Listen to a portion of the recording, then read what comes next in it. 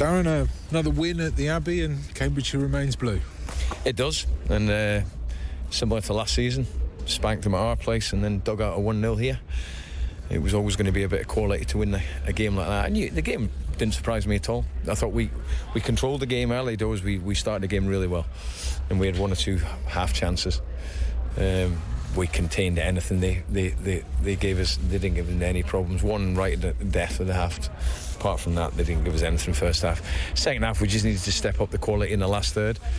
And to be fair, they got more in the game, and we gave up 1 or 2 half chances to them. But then Teo's free kick, bit of quality's won the game. Yeah, you must be quite pleased. I mean, you've already admitted it's not necessarily a vintage performance, but you've got to be quite pleased with the mentality on how they've dealt with the bad playing surface, not getting some of the decisions, and in the end taking the chance. Yeah, the 2 things there you mentioned, the pitch and the referee's performance, we can't control. But we can only control what we do, and the mindset and the mentality has been excellent. We're now showing the word consistency is a really important thing that generally brings success, and there's a lot of things now that are being consistent. One, my team selection's pretty consistent. Clean sheets is now the last 3 away games consistent, and the level of performance and mentality has been consistent. So with that, wins games. And they had a few moments, as you said, but when Jed was called upon, he did very well. Jed was always in the right position. I'd have to look back at the game, and in particular those moments they got. But generally away from home, you're always going to probably give up 1 or 2 chances. And then obviously at 1-0, I thought Keane and Ricky did really well for us. I'm not saying Brad and Kwame didn't, but they just gave us energy. They gave us real energy, and Keane won the free kick for the goal. And obviously when we went ahead, the game got stretched, and I thought we could have capitalised and killed the game off again. We spoke about that a lot this season, but we managed to hang on in there, and it's a big win for us. Yeah, Teo Edden's free kick, Darren, he's hit it very well, hasn't he? Great goal. I actually fancied him as a great goal. Real blow to lose him late on, and again, whether it's a booking or not, I don't know, but it was a quick decision made. We didn't seem to get many of the 50-50 decisions in the game, but there you go. But we're going to miss him, and he'll be devastated because it's next game's Charlton, and he's been outstanding, really outstanding, but we'll have to get on with it. Yeah, maybe a conversation for May rather than now, but he's going to go there, isn't he, as one of the best signings you've had, and the impact that he's had? I think the signings we made in January have been very important. I think him and Hughes on that left side have been outstanding. I think CJ's been very good. He's obviously picked up an injury, and what's happened there is he's pushed, it looks like, JD to a different level. He's been really consistent, and to the point where CJ at the moment can't get back in. Obviously I've got to make a decision on that next week in terms of who plays at left back, but I've got a bit of time to think about that. But T has been absolutely outstanding. Defensively, we were talking before those signings came in that it was a real weakness for Peterborough United, the defensive performances, and yet it feels like now, Darren, it's turned into a bit of a strength. Yeah, I think you can only look at the personnel, and obviously we went really young, and obviously we brought in Oscar, who's now playing a lot. Well, I wouldn't say a lot better, but he's playing with consistency again alongside Sam. You got people like George Nevitt, who we never expected to play this many games in his first season. A lot of them have played more games than what we expected.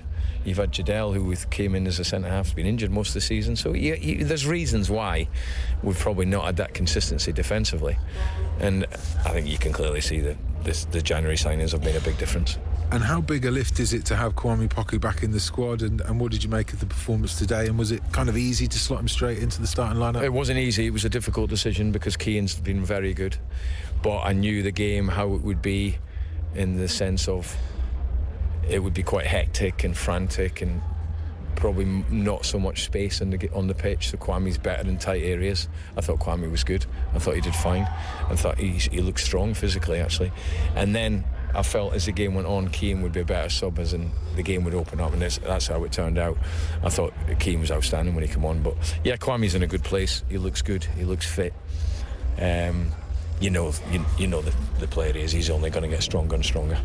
There must be a temptation when the game's level, knowing what a good player Kwame is, to keep him on, but were you always determined that would be the time to bring him off? Is there an element to that decision of the confidence you have in Keane coming on as well? I did no hesitation in making the substitutions. I just felt at that point in the game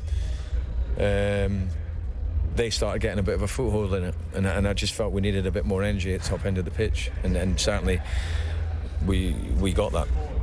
9 points clear of safety. Darren, there will be some games later today, but do you feel you've maybe got 1 foot, 2 foot to safety? How are you reading the situation at the moment? I'm only looking at the next game, and what I keep saying to the players is if we get to the level of mentality, performance, consistency, then things will just take care of themselves, and we've shown that. And look, this was always going to be a battle, a fight, and we've shown good character today to win this game, because they were in a position where they'd not much to lose, if I'm going to be honest. And that's always a dangerous opponent then, and I knew what the kind of game it would be. We're not talking about safety, we're just looking at the next game now. We'll freshen them up. We've got a free week. Charlton, I'm pretty certain, will be definitely on. Look, they're flying, but we have to give a better performance than what we gave them, and we will give we'll be a different team to what was the last game when we played them. There's a big possibility there won't be a Cambridshire derby next season. Yeah. Darren, you'll miss it, won't you, because of your track record in these games?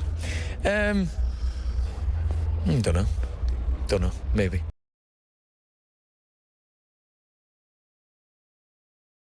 Well, Neil, on Derby Day, you wanted to be standing here as a winning manager, but once again, we're talking about a host of missed opportunities. It must be extremely frustrating for you. Yeah, absolutely gutted and feel absolutely robbed. I'll be honest, it's the best way to sum it up. 8,000 Cambridge fans should feel exactly the same. I can't talk about any more positively about the group and their attitude and demand to want to win and application to go and play on the pitch and play really well at times, and sometimes playing really well in games like this, playing really well against the ball and getting pressure on and turning the ball over, creating chances, getting bodies in the box. Everything about it was so good, apart from the most important part, and that's putting the ball in the goal and stopping it at the other end. That's the fans that travelled to Blackpool and Wigan would have come away really pleased with the performance they saw and the attitude of the players. We lost both games. We've seen it again today. We were the better team in so many ways. Yes, Peterborough made a lot of passes, sideways, backwards, didn't break us down too often. We created chance after chance after chance, didn't have the killer moment in front of goal. Why? Because it's about the culture. Doug, it's about the culture. I can't change that today. I couldn't change it during the week. I can't change it next week coming up. Said before, I can change it in transfer windows. I can change it from the first day of pre-season. But it has to change. 8,000 people don't deserve to come and pay hard-earned money and bring their kids to football to go and buy burgers and hot dogs and train tickets to come and watch their team get beat. It's not fair. And I don't want to be the manager at this football club that sees that. I won't have that at this football club, but I can't change it today. Am I proud of the players in the way they played a committed performance? 1,000,000%. Absolutely. Every player played their part in that. But we have to be clinical in both boxes. We don't have a clean sheet mentality at one end, and at the other end, we're not brave enough in front of goal. So galling, I guess, because the second half you're pinning them back, you dominated the game, and just to come out of it with nothing is, so disappointing for you. Yes, yeah, and that will change. Yeah, and no secret, obviously, that or survival hopes. I mean, it was perhaps the last opportunity today. Are you now looking at the season in terms of the final 9 games as approaching it in a slightly different way now? Well, I've just said to the players the last 9 games are more important than today for them. They're playing. They've got to think about not just their futures at this football club, but references that they're going to see for relegation on their CV. The players. Look, we don't want to we can look down the barrel and say, look, very unlikely we're going to stay in the division. Yeah, let's just be honest about it. Of course it is. It was unlikely when I walked in the building when you're 8 points adrift, 10 points adrift. It is unlikely. You don't pick up whatever we got 30 points in 46 games prior to me walking in and then expect us to go and pick up 20 points in 10 games, for example. It just doesn't happen in football, or very, very rarely happens in football. So what I want to see is players that want to play for their futures, that want to play for this football club, that want to represent this football club. And I need that application and attitude, but I need a better culture. I need better standards at the training ground. That's from staff and from players. Yeah, first half, obviously a good level of aggression. Ryan Loft back in the starting line-up today, but it all comes back to goals, of course, and the chance for Josh Stokes just before the break would have made it a different game. Yeah, I put Ryan Loft back in the team because he played 2.5 games of football before coming off injured. We won 2, and then the other game was a stalemate. So I thought it was important that he gives us playing here at the Abbey that foothold, that ability. I knew it was going to be scrappy and ugly and have to play forward and run hard at times, and that's Lofty's game, innit? So I thought it was important that he gave us that platform to build, and I thought him and Dom had potential to be a good pairing. I thought Elias at the end of a 3-game week, he's not getting any younger, obviously. He's an important player for me personally, but I thought it was important that he came off the bench today, and just thought James Gibbons' experience will be absolutely vital in a local derby. And look, we can talk so much about how many good individual performances there was, but it's all irrelevant, Doug, because we've got beat. Yeah, I was going to say, I mean, you wanted, I know, to put smiles on faces in terms of the fan base, and again, frustrating you've not been able to do that this afternoon. Yeah, look, I think we've got a really, bright fan base. I think we'll walk out of here and they'll be absolutely gutted with seeing their team lose again, and there'll be an expectance of a relegation in their fan base now.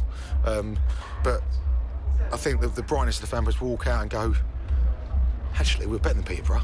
That's another game, we're better than the opponent. Just haven't scored the goals. And we haven't kept a clean sheet at the other end.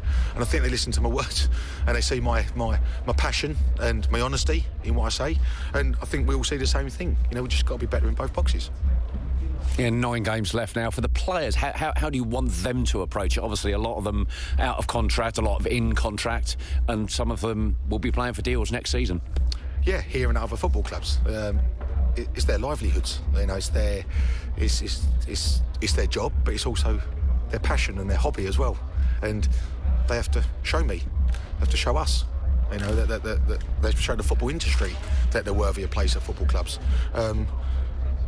I like working with the group, Doug. I like their application in so much. But application isn't always just enough. It's accepted in the sense of good lad, good attitude. You want to work with good people like that.